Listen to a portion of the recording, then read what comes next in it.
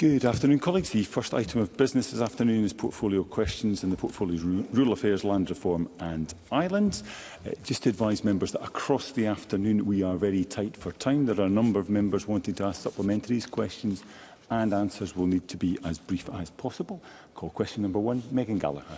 Thank you, Presiding Officer. To ask the Scottish Government whether it will provide an update on how challenging the UK Government's proposed inheritance tax change for farmers. Minister Jim Fairley. Thank you very much, Presiding Officer. Disappointingly, the Scottish Government was never consulted or notified of the UK Government's changes to agricultural property relief and business property relief.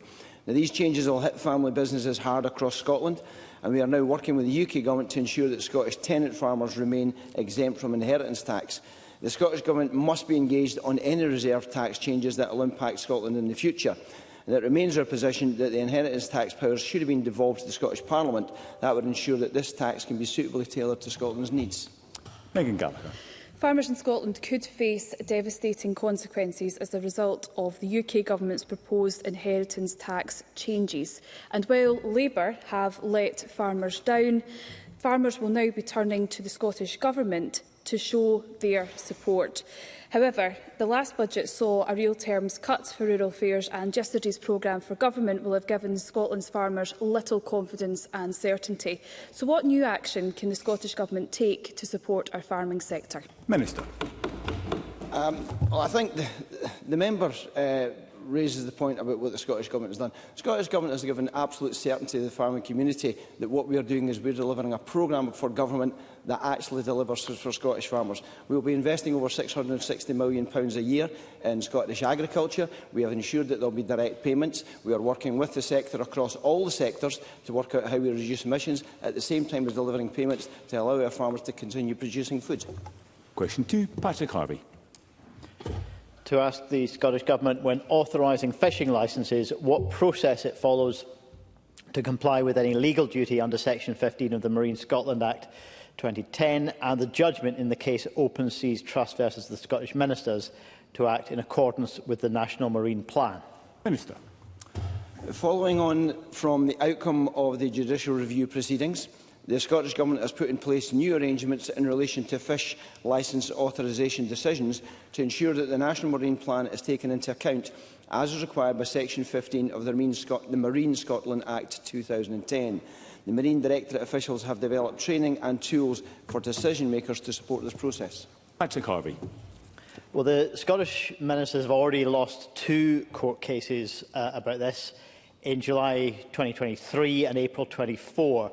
So nearly 2 years on from that first case, my understanding is that Open Seas alleged that the Scottish Ministers have continued to issue licences unlawfully and have not been considering the National Marine Plan when it's made these authorisations as recently as January this year. So will the Minister commit very clearly to publishing in detail the new arrangements that he refers to, which I understand have not been made public in detail, and also to ensure that the Government will start following the legal duties of the Act and ensure that authorisations do not allow significant harm to priority marine habitats? Minister. Following the judicial review outcome, Open Seas Trust and Marine Directorate have been in regular correspondence concerning the processes which have been adopted to comply with Section 15 and the specific information relating to individual licence transfers. The Marine Directorate continues to consider and respond to those information requests in line with our obligations, including in relation to data protection. Now, we've introduced processes to ensure fisheries licensing decisions are carried out in line with the Court's ruling.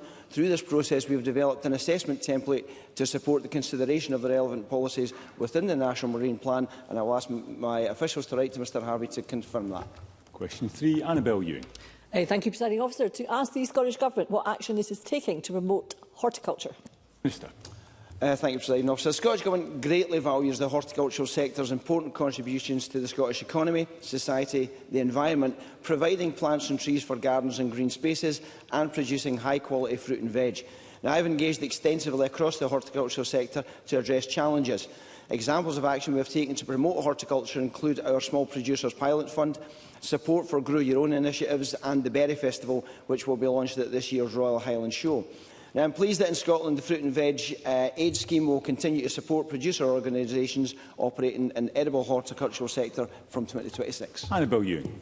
I thank the Minister for his answer. The horticulture sector has the potential, of course, to play an even more significant role in Scotland's economic life and well-being. But to do so, horticulture needs a champion in government, given that it has cross-portfolio impacts, including in the areas of the economy, tourism, health, education, environment and biosecurity. Will, therefore, the Minister commit today to be horticulture's champion across government? And can he outline what further action the Government will take to promote the success of the horticultural sector in Scotland? Minister. I will be absolutely delighted to commit to being the champion for horticulture, and I absolutely recognise the significant role the sector plays in the Scottish Government's policy priorities. That's why I've recently written to ministerial colleagues to highlight cross-portfolio interests, and I'll soon facilitate a meeting to pursue integration of environmental and therapeutic horticulture into cross-government strategies. I very much welcome the Horticultural Trades Association regular engagement, which has highlighted opportunities for us to work with the sector towards shared goals across a wide range of policy areas. And I look forward to updating ministers and sector representatives and my continuing work to promote the success of horticulture in Scotland. I'd also like to recognise the work of colleagues in advocating for the sector, particularly Annabel Ewing, Christine Graham and even my old friend Rachel Hamilton, and the work they do with the CPG. And on that note, I call Rachel Hamilton. Well, I thank my friend for that compliment. And in light of the news that we've heard today about the Red Hall walled garden in Edinburgh, which is at risk of closure due to government cuts, Jim Fairley very kindly visited the CPG and said that he would work with the Health Minister to ensure that a preventative agenda working with horticulture to promote well-being was high on his agenda. So can I ask the Minister what he has done in terms of those conversations? Minister. As I've just said, I have written to all of the ministers. I will write to the member, given the time constraints, I'll write to the member with all the details on. The particular points raised about the garden, I'm sorry, I know nothing about the details about that, but if the member wants to come to me with it, I'll follow up. Thank you. Question 4, Jackie Dunbar. Thank you, Presiding Officer. To ask the Scottish Government when it last engaged with the UK Government on the subject of food security. Minister. The Scottish Government takes every opportunity to engage with the UK Government, and we continue to make representations to the Government on a range of issues like food security. The formal mechanism is the Interministerial Group for Environment, Food and Rural Affairs, which last met on the 27th of January. There are also regular meetings at official level to discuss food security. But we were deeply disappointed that the March IMG was cancelled because the DEFRA Secretary of State was unable to attend. So we have urged the UK Government to prioritise these important meetings. Jackie Dunbar. Can I ask the Minister if there was any indication at the last meeting that was attended with the UK Under-Secretary for Scotland that Labour cares about or even understands the needs of our agricultural industries in Scotland? They are threatening family farms with their APR changes, they have barnetised agricultural support funding, and they don't even seem to be in any hurry to take steps to undo the harms of Brexit. Minister. Well, what I'll say is that this Government is absolutely committed to working and supporting our agricultural sector and engaging. As part of that, we engage with counterparts in the UK Government, as I did last week, to ensure that we are doing all that we can to support our farmers, crofters and landowners. And whilst I was encouraged that the Parliamentary Under-Secretary of State for Scotland wanted to hear from Scottish agricultural stakeholders last week, I was very clear about pressing our position on a variety of issues, including the APR changes, and will continue to do so in the future. A couple of supplementaries. First, Rhoda Grant. When discussing food security with the UK Government, did the Scottish Government share their proposals for the Human Rights Bill, specifically on how it would implement our right to food? And if so, what those proposals were within the competence of this Parliament and the response they received? The round table was actually the work of the UK Government, so they were more interested in hearing from the sector itself, which I was glad to hear. The issues that will be taken up jointly with the UK Government, myself and the Under-Secretary of State for Scotland will be liaising on those. And Tim Eagle.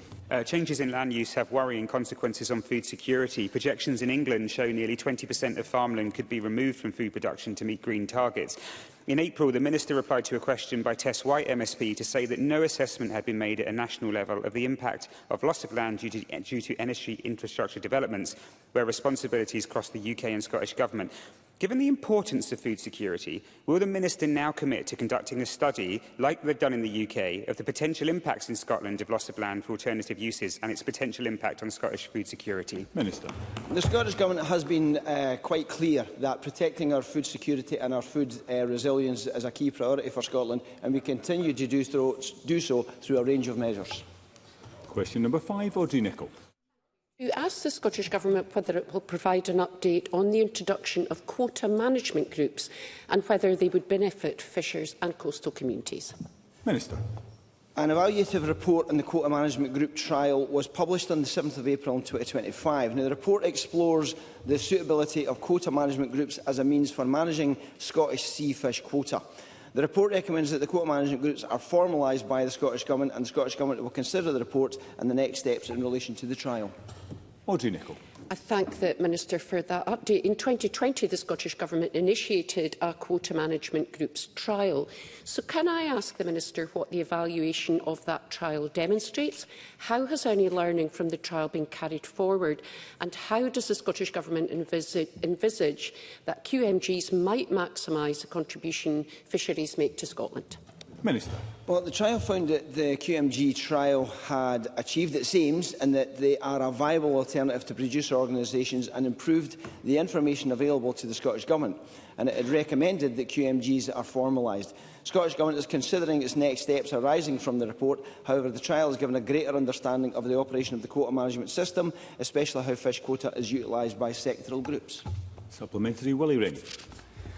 Together with some local creel fishermen, I've been increasingly concerned about the number of creels that are being used off the Fife coast. One company is claimed to own 18,000 creels, and this is causing great concern about the size of the catch and the healthiness of the stock. So when he's considering the quota management groups and inshore fisheries measures, will he consider limiting the number of creels that are used? Minister. I'm not aware of the specific case that Willie Rennie brings to the Chamber, but I'm more than happy to respond to him in writing if he wants to write to us, and we will take that up for him. Question number 6, Murdo Fraser. Thank you. To ask the Scottish Government what its response is to figures showing that farm incomes are at a 5-year low. Minister. Well, we very much know that farmers appreciate the Scottish Government's commitment to maintaining direct payments as we transition from the CAP, recognising the stability that that gives to the sector. Now, this is in stark contrast to the current and previous UK Government, and we note the results of the Scottish Farm Business Income Report, which demonstrates the volatility of the sector, reinforcing our approach is the correct one. That's why we continue to provide the most generous package of support in the UK, investing around £660 million in agriculture support, and this year we introduced the Future Farming Investment Scheme, providing £14 million to invest in business efficiencies to benefit nature and climate. Murdo Fraser. Well, I thank the Minister for his response. Perhaps he can tell us when that financial support plan will actually be published, because we're still waiting for it. But I wanted to raise an issue that was raised with me last night at the National Farmers Union for Scotland parliamentary reception, which I know the Minister attended. One issue concerning farmers is around public procurement. The need to have healthy, homegrown, locally produced food on the menu in schools and in hospitals. What more is the Scottish Government going to do to make this happen? Minister.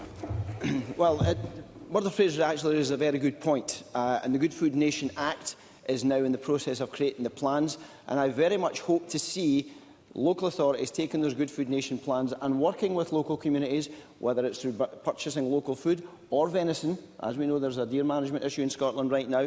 If we can get those people all working together and talking about how we can make that work together, then I could see that being a very positive thing that we should be doing. Thank you. A couple of supplementaries. First, Colin Beattie. Now that the dust settled on the Members' Party being roundly booted out of government, how would the Minister assess what the Tories did for farmers while they were in government? How did this impact farm incomes, and how does the truth of this matter stack up against their pretence to be the champions of agriculture and rural Scotland? Minister. There is absolutely no doubt that the Westminster Tory Government caused significant difficulties for Scotland's agricultural sector. The harms from Brexit are deep and long-lasting, particularly creating issues in terms of cost and trade barriers for those involved in exporting and issues in terms of attracting labour. What the Tories started, Labour is of course continuing. Having energy costs for businesses which are 50% higher than the EU makes everything more expensive for farmers, especially in terms of their supply chain. And the uncertainty and failure to stick with any decisions on future payments will not have helped, even though, thankfully, these are decisions we make ourselves here in Scotland. And for the avoidance of doubt, this SNP government promised to maintain direct payments, and we have. We promised certainty and stability, we've delivered that, and we promised to work with the industry to co-develop a new support framework, which is what we are doing. And Richard Leonard.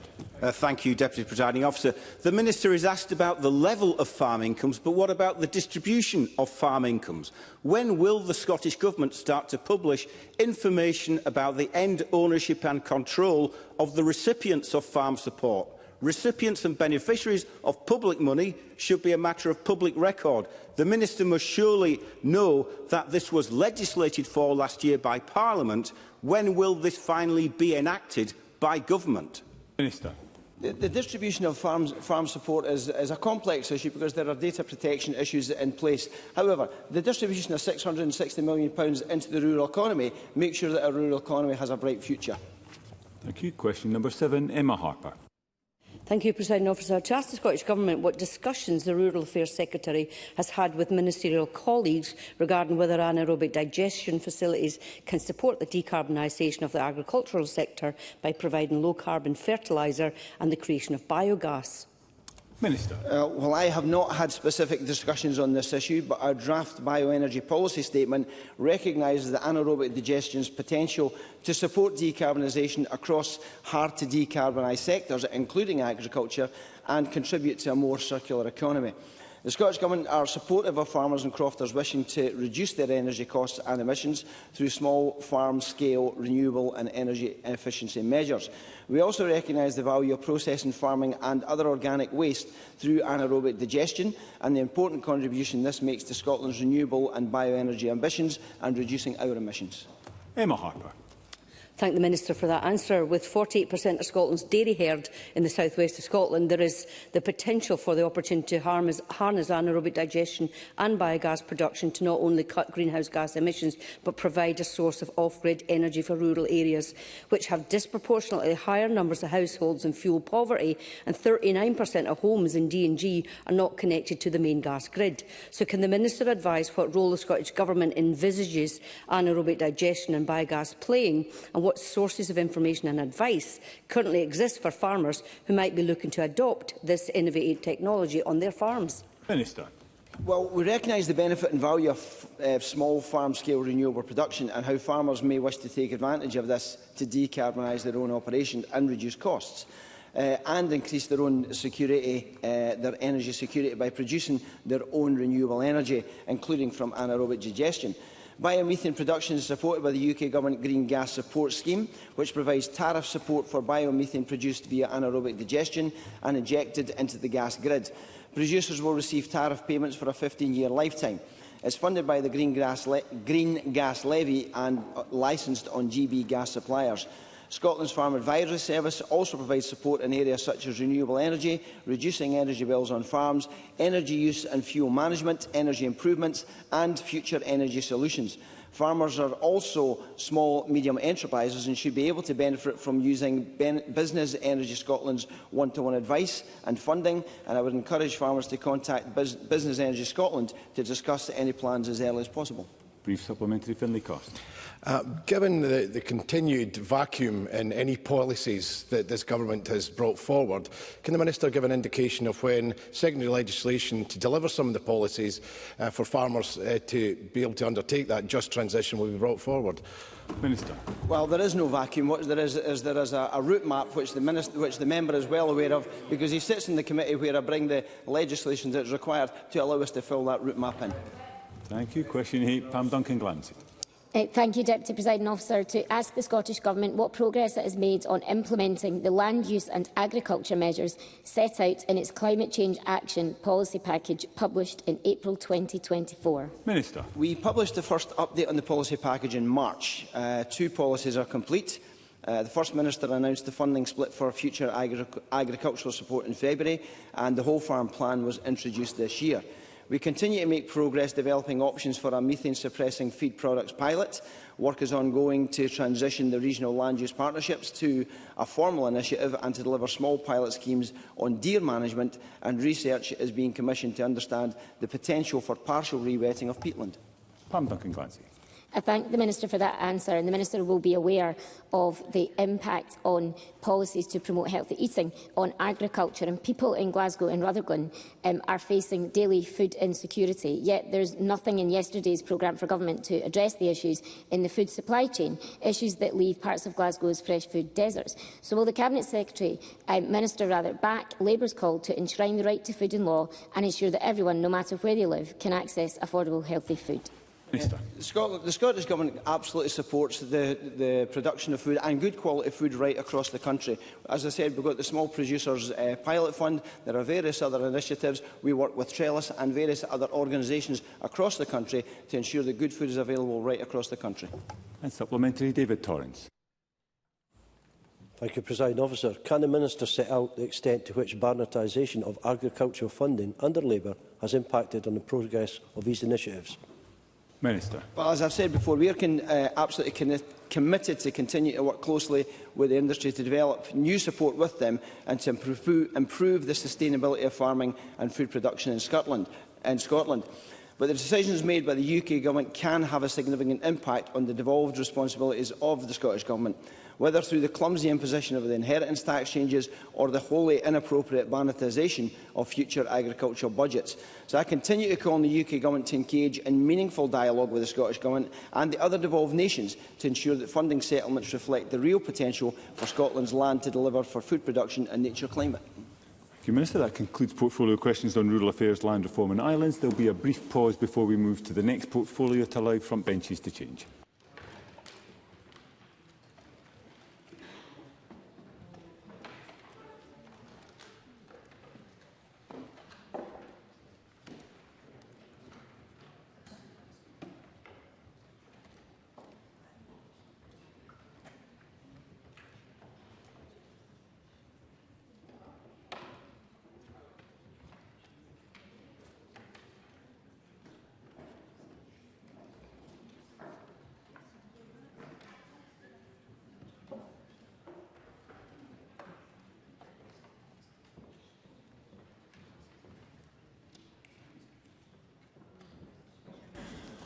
The next portfolio is health and social care. I would remind members that questions 2 and 5 have been grouped, and therefore I'll take any supplementaries on those questions after the substantive questions have been asked. A lot of demand for supplementaries, so I'd ask for brevity in questions and in answers. I call question number 1, Marie McNair. Thank you, Presiding Officer. To ask the Scottish Government how it's working to improve outcomes for people with brain tumours. Cabinet Secretary Neil Gray. Thank you, Presiding Officer. Through our 10-year cancer strategy and action plan, a key focus is on improving outcomes for less survivable cancers, including brain tumours. Those actions include Get It Checked Early and NHS-informed websites highlighting possible symptoms of brain tumours, encouraging early detection and referral. The Scottish referral guidelines for suspected cancer provide updated clinical guidance for urgent referrals of suspected brain tumours, a new national headache pathway listing symptoms requiring urgent or emergency assessment to exclude a brain tumour, and also a clinical management pathway for adult brain tumours, supporting consistency and access to treatment and care. Marie McNair. I thank the Cabinet Secretary for the answer. During the recent Wear a Hat Day event in Parliament, I met two of my constituents, Dawn and Rachel McKee, who sadly lost their son to a glioblastoma in 2006. Since this time, they've raised over £50,000 for the Brain Tumour charity, and they are such an inspiring family. As I say, less survivable cancers like brain tumours can be difficult to diagnose, as they're often non-specific conditions. Can the Cabinet Secretary advise what more can be done to raise awareness, and are there any plans to commit further investment to fund the essential research required? Cabinet Secretary. Thank you, President Officer. I thank Marie McNair, first of all, for her advocacy and her campaigning work in bringing forward the Wear It Hat Day event in Parliament, but also pass on my deepest condolences and sympathies to her constituents, Mr and Mrs McKee, for their loss. But also to thank them for their campaigning, their fundraising over the years, because it is absolutely crucial in our raising awareness that we, and to get to a point of being able to detect cancers, less survivable cancers like brain tumours early, of having that awareness, and that lived experience is absolutely critical. So my thanks to them. Alongside what I've already set out around the Less Survivable Cancers Task Force, of which the Brain Tumour Charity is a member, developing practical, impactful actions to raise awareness and support increased detection of these cancers, we've also invested in our Get Checked Early website, which has content on brain cancer to highlight symptoms and advises when to seek professional advice. And finally, I think Ms McNair would be interested in the work that's been done by the incredible rapid cancer diagnostic services that have been expanded to Forth Valley this week, which provide primary care with access to a new fast-track diagnostic pathway for people with non-specific symptoms of suspicions of cancer, such as brain tumours. Thank you. I've got a couple of supplementaries. They will need to be brief, as will the responses. First, Faisal Chowdhury. Thank you, Presiding Officer. The APPROACH trial is currently exploring whether proton beam therapy can improve cognitive outcomes for people with primary brain tumour in England and Wales. However, patients are unable to participate due to lack of funding to cover excess treatment costs. Can the Cabinet Secretary advise what consideration the Scottish Government has given to support patients joining the APPROACH trial to ensure no one misses out on cutting-edge treatment? Secretary. I thank Faisal Chowdhury for raising a very important question. He'll understand the importance, as I do, of research and innovations coming through in the treatments, understanding their efficacy, proving them to be the case, and we're looking to capture as many clinical trials in Scotland as possible under the leadership of our Chief Scientific Officer, Damana Dominicek, in order that we can get the clinical benefits for our patients here in Scotland, but also the continued investment in research and development and the skilled jobs that come alongside that. It's something that we will continue to explore and look at, and I'll be happy to follow up with Faisal Chowdhury if he has any specific examples he'd wish to raise. And briefly, Beatrice Wishart. Thank you, Presiding Officer. Patients often report varying and non-specific symptoms that push them to go and see a GP, and then it turns out that they may have a brain tumour. So what actions can the Scottish Government take to ensure that GPs are best trained to be able to spot a brain tumour symptoms from the very first appointment? Cabinet Secretary. I thank Beatrice Wishart for raising this point, because it is really important, and we do need to continue to work with our primary care teams, because I think she's right, general practice is fundamentally important here, as is the wider interaction that there can be with the primary care environment. And I'd point her to the expansion of the rapid cancer diagnostic services that I think are providing that agency for primary care referrals into secondary care diagnostics and treatment, that it will answer the question that she's seeking to pose around making sure that there is those pathways available for non-descript symptoms, people being able to get access to those services. Question 2, Claire Adamson. Thank you, Presiding Officer. To ask the Scottish Government what support is currently available to those experiencing long waiting times for an ADHD assessment. Minister Marie Todd. This year we are providing funding of £123.5 million to NHS boards to support improvements across mental health services, including neurodevelopmental services. I expect each board to have arrangements in place to ensure that people waiting for an ADHD assessment are signposted to appropriate supports.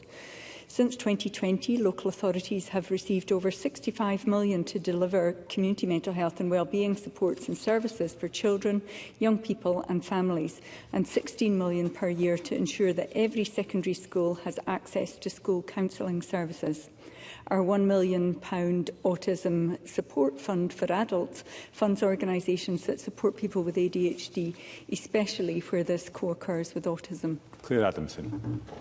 Thank the Minister for her answer, especially in relation to signposting patients.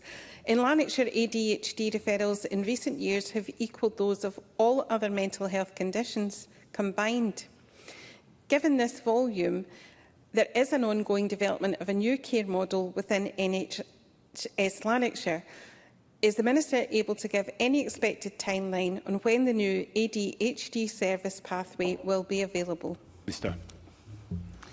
So, the member will understand ADHD isn't a mental illness, it's a form of neurodivergence. However, I absolutely recognise that mental health conditions often co-occur with ADHD.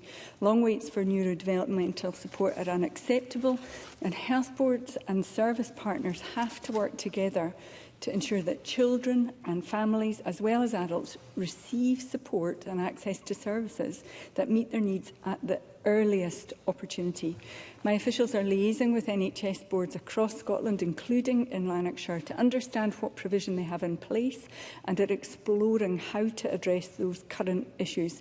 We also, in addition, fund the National Autism Implementation Team, which is currently supporting NHS boards to develop, enhance and redesign existing local neurodevelopmental services. I'd be happy to meet with the member at a later date to update her on the work that's happening in Lanarkshire. Question 5, Mark Ruskell. Thank you. To ask the Scottish Government what pathways are available to obtain a child ADHD assessment for those who do not have a coexisting mental health disorder that meets the CAMHS mental health criteria and who cannot afford a private assessment. Minister. So, as I've tried hard to help the Chamber to understand, CAMHS is not the correct service for children who are seeking a diagnosis for neurodevelopmental conditions like ADHD unless they have a coexisting mental health condition. For many young people, a neurodevelopmental pathway will ensure that the right help and support is provided. The design and management of neurodevelopmental diagnostic services is for individual health boards to determine. Each will have their own arrangements and crucial links to education authorities. Demand has increased markedly, but I do expect services to be designed to ensure that children receive the right support for their needs as quickly as possible. Mark Ruskell. Look, I accept the importance of a route to support neurodiverse young people at school that's not dependent on a diagnosis. I accept that, Minister, but will the Minister accept that there are young people who urgently need diagnosis? I raised the case of Archie from Kinross, whose parents have been knocked back 3 times by NHS Tayside for a CAMHS referral. They've spent thousands of pounds on a private assessment. He now has an ASD diagnosis, and his medical professionals believe that Archie would benefit from trial medication that would come from an ADHD diagnosis, but he would have to wait 10 years in Tayside and would actually be an adult before he would probably get through the waiting list. Will the Minister acknowledge there is a need for an urgent pathway, particularly to support young people like Archie and thousands of people across Scotland who do not have a route to getting that diagnosis, Minister? Minister. So I do not believe it is acceptable to not have a route to diagnosis at all. What I am saying is that whilst people are waiting for a diagnosis, they should be signposted to support. The education system should be able to meet their needs regardless of the diagnosis. And for some individuals who are referred, they will not meet the diagnostic threshold. That does not mean that they do not have support needs. They still have support needs.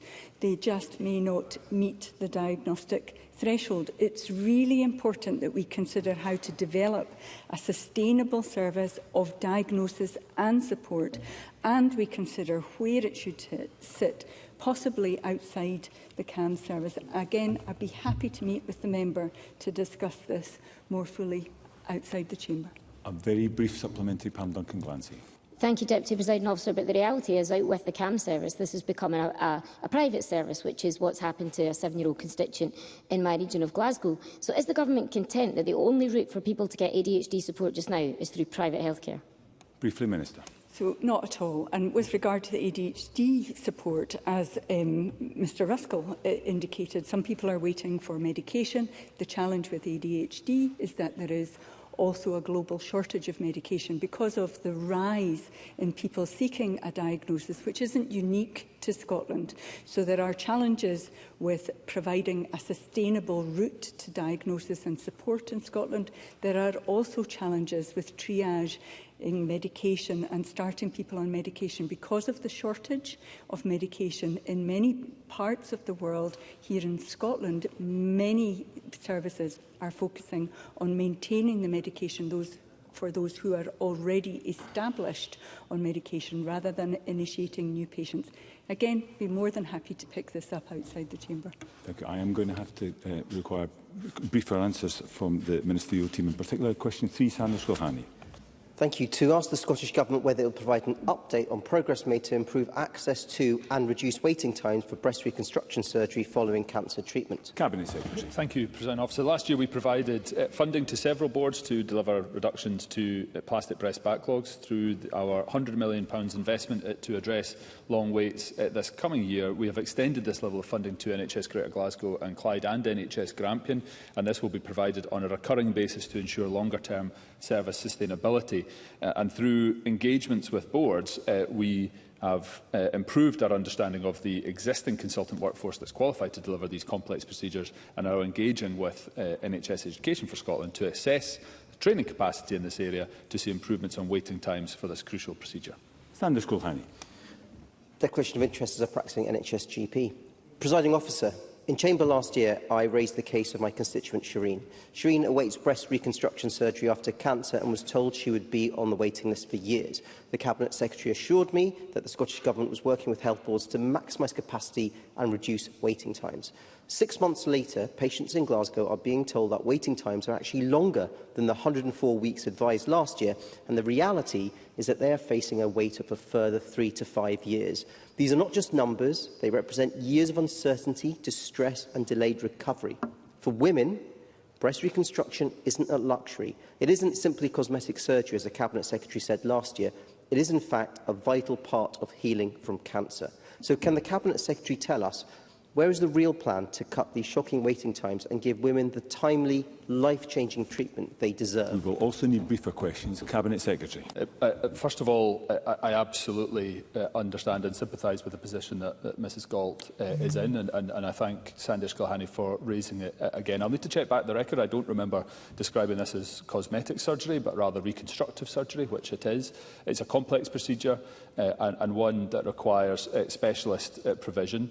The £30 million intervention that we brought forward last year allowed for the employment of further consultants in the field. The additional investment that we're bringing forward this year, I hope, will not just provide that sustainability, but also the delivery against the waiting times that we're wanting to see, but also give confidence to patients such as Mrs Galt and others that we are going to get through these, because Dr Gohani is absolutely right to say that this is absolutely imperative that we do so for these women, and that's what we intend to do. Question 4, Kenneth Gibson. To ask the Scottish Government what steps are being taken to reverse the decline in NHS productivity since the COVID-19 pandemic, as referenced in research by the Institute for Fiscal Studies. Cabinet Secretary. Thank you, President Officer. In March this year, we published an operational improvement plan detailing how we will deliver a more accessible NHS with reductions to long waits and service pressures. Productivity will be increased through a number of measures set out in that plan, which includes regional delivery models and maximising our national treatment centres, deploying digital technologies, for example, the rollout of the new digital dermatology pathway, a national theatre scheduling tool, and collaboration with boards to identify and implement best practice to maximise and optimise efficiencies. This is supported through a record £21.7 billion investment, including £200 million that is targeted directly at addressing long waits and to improve flow through our hospitals. Kenneth Gibson. I thank the Cabinet Secretary for that answer and welcome progress on increasing the number of surgical procedures by 50% this year, as indicated in the programme for government. Despite record numbers of NHS doctors, nurses, support staff and investment, many of our constituents are enduring lengthy waits for treatment. Can the Cabinet Secretary detail which health boards are showing the greatest signs of improvement and how that's being shared across the NHS to help drive recovery? Cabinet Secretary. President Officer, Mr Gibson is absolutely right that sharing best practice across the health service is critical to ensuring that we can deliver for the people of Scotland, and the Centre for Sustainable Delivery has a central role in working across NHS Scotland to drive that productivity share best practice. It's an intensive ongoing cycle of work in close collaboration with health boards, and as well as actions taken forward in the operational improvement plan, this is reflected right across boards at year-on-year delivery plans. We know that there is some way still for us to go, but we are seeing clear improvements. In 2024, nationally, inpatient and day case activity was more than 7.4% more than 2023, and new outpatient activity was 2.4% higher, and we will build on this in the year ahead. A&E waits are improving. People stuck in hospital unnecessarily is reducing. Waiting times are coming down. This is progress, and this is just the start of the progress that I want to deliver for Mr Gibson's constituents, but also for the people of Scotland who cherish our NHS. Very briefly, Brian Whittle. Thank you, Deputy Presiding Officer. When we talk about productivity, what we actually mean is helping our healthcare professionals to have more time to deliver effective healthcare. Technology is the obvious solution, particularly when the whole of the health service is currently plagued by systems that don't talk to each other, paper records and pharmacists unable to reliably check basic medical details about patients. So does the Cabinet Secretary agree with me that creating a single shared patient record and universal digital platform for healthcare is absolutely key to improving productivity? Cabinet Secretary. Yes. Thank you. Question 6, Willie Rennie. The Scottish Government what its response is to the reported intimation from the British Medical Association that it is considering a formal dispute with it over GP funding. Cabinet Secretary. Thank you. The Government has been listening carefully to the views of Scotland's GPs. They have described the multiple contributions that general practice can make as we shift to more community-focused care. They've argued that GPs must be given the resources they need to fulfil that role. We've listened and we've been persuaded. As a result, we are already committed to increasing investment in primary and community care so that GPs and services in the community will have the resources they need for their essential role in our health system. That was evident from the budget and from the programme for government yesterday. We'll keep talking to the BMA, with whom I have a very constructive, positive relationship, yes, with challenges, but also with an agreed sense of purpose in terms of the opportunities that there are for general practice to contribute. Willie Rennie. Well, yesterday's announcement didn't impress the British Medical Association because they're pretty angry today. They think there's more rhetoric than reality. They think the statement yesterday will do very little and it's a drop in the ocean. The reality is that the share of GP funding of the overall health budget has fallen every single year in real terms since 2008, and that has a direct impact on the staff that they employ and the way that they can meet demand.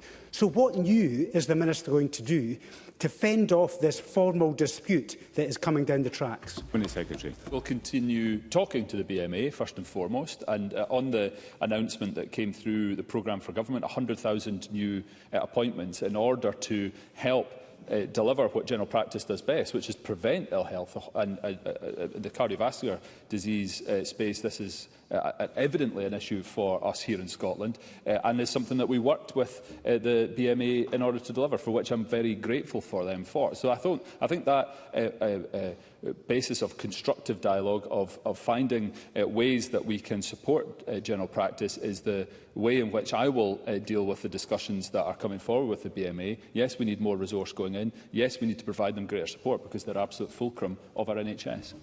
Question 7, Carol Mochan. Thank you. To ask the Scottish Government whether it will provide an update on the work that it is doing to improve women's health outcomes. Minister. The Government's 2021 Women's Health Plan marked the start of an important journey to improve health outcomes for women and girls in Scotland. In November last year, we published a report setting out the progress made in the first 3 years. Our ambition is that women and girls enjoy the best possible health throughout their lives. This continues to be our guiding principle as we work on the next phase of the plan, which is set to be published this year. Carol Mochan. I thank the Minister for that answer. Recent Scottish Labour FOI requests to the health boards have revealed just how bad things are for women on the ground. Thousands are stuck on waiting lists for gynaecological conditions. Waiting times have dramatically increased despite Scottish Government manifesto commitments to improve women's health. And a survey found that 90% of women have concerns about accessing comprehensive health screening. Women are feeling very much left behind. Nothing in the programme for government will improve outcomes for women in the here and now, and progress in women's health has already been slow. Can I ask the Minister, does the government intend to deliver on its commitment to improve waiting times for women, and when will women start to see a difference on the ground? Minister. So, timely access to gynaecology services will be a priority as we develop the next phase of the Women's Health Plan. In 24-25, we allocated £450,000 to gynaecology from our £30 million targeted investment in planned care, delivering around 3,500 new, aiming to deliver 3,500 new outpatient appointments. In actual fact, we realigned that commitment in year and spent £630,000, and that included day case and inpatient care, more than was planned for. That shows the priority and commitment that we are determined to deliver on. The 25-26 budget will provide £21 billion for health and social care, including a commitment to £200 million to reduce waiting times and to improve capacity. We'll deliver over 150,000 extra appointments and procedures in the coming year, which will ensure that people receive the care they need as quickly as possible, and gynaecology will continue to be a priority area for that funding. Okay, very briefly, Emma Harper. Thanks, Presiding Officer. Can the Minister just clarify and outline how the Scottish Government has increased the funding for gynaecology services, which has helped drive down waiting times for women's health? As briefly as possible, Minister. So, as part of our additional investment of £30 million last year to address the longest waits, health boards exceeded the commitment to deliver 64,000 appointments and procedures in 24-25, and as of March 25, they're reporting delivery of 105,500 appointments and procedures. For gynaecology, boards reported a final position of just under 3,500 extra appointments and procedures delivered through an investment of 630,000. We'll continue to build on that momentum. As mentioned in the answer to the last question, that funding that we're putting in, that £200 million to address waiting list backlogs and improve capacity, will be targeted in key priority areas like gynaecology. And question 8, Sue Webber. Officer, to ask the Scottish Government what action it is taking to improve performance and close any treatment gap for prostate cancer, in light of reports that a lower proportion of patients in Scotland are treated within the 62-day target at 49%, compared with higher rates reported in England. Cabinet Secretary. Thank you, Presiding Officer. While cancer waiting times reporting across UK nations are not directly comparable, we do note that prostate cancer 5-year survival in Scotland is similar to that observed in England. We know that the earlier prostate cancer is diagnosed, the easier it is to treat, which is why we continue to invest in our Detect Cancer Earlier programme. And in addition, the Scottish Government continues to invest in cancer services and waiting times, with over £40 million invested over the past 5 years, with a focus on urology, including prostate cancer, colorectal and breast cancers, with £11.3 million provided to boards in 24-25. Sue Webber. Thank you, Cabinet Secretary. Yesterday, during the First Minister's statement, he said more cancer patients are now treated faster. Compared with a decade ago, 16% more patients receive care within the 31-day standard and 11% more with the 62-day standard. However, the reality is prostate cancer outcomes in Scotland have fallen significantly behind England, and cancer staging, Cabinet Secretary, is the same both sides of the border. So despite higher NHS spending per person in Scotland, more than 1 in 3 men are diagnosed at stage 4, compared to just 1 in 8 in London, a staggering and unacceptable gap.